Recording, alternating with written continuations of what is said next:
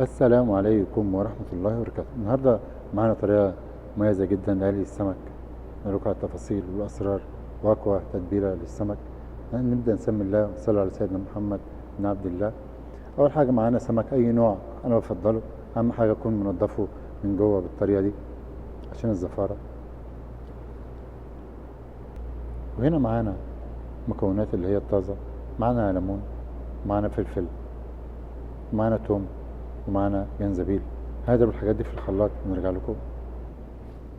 بعد ما فرمنا المكونات بتاعتنا في الخلاط هنزل بيها هنا على السمك.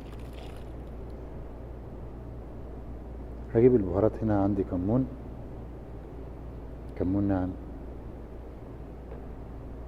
في هنا كزبرة،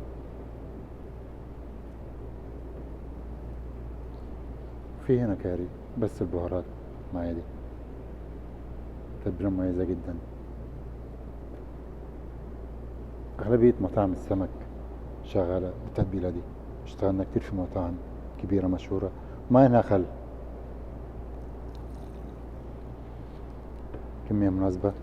وآخر حاجة معايا الملح.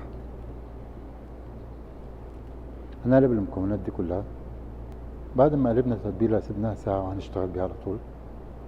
هنا معايا دقيق وخلطه كمية نشا أو كورن فلاور عشان السمك يبقى مقرمش معايا ويبقى شادد وما يشربش زيت. معلومات مهمة جدا ناخد بالنا منها. طبعا غلفنا السمك بالشكل ده وهنفضه كويس جدا من الدقيق وهنبدأ. معانا زيت هنا حار. همسك السمكية من الديل، خطوة مهمة جدا وانا بشتغل عشان ما احرقش نفسي. بسم الله.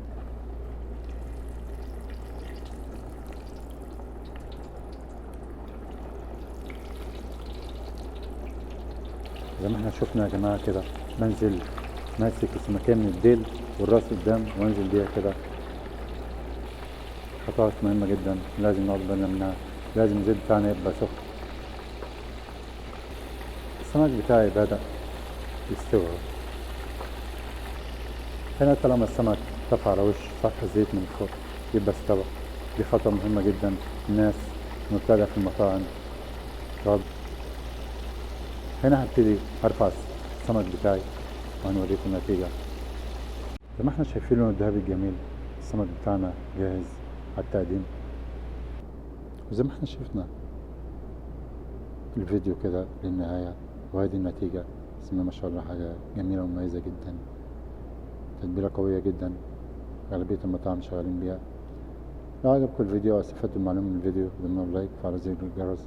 والسلام عليكم ورحمة الله وبركاته.